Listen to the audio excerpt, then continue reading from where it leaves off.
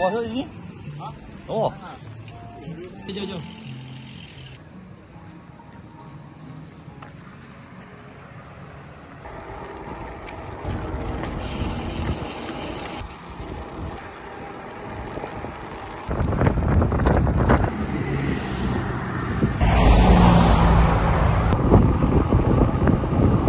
Hai.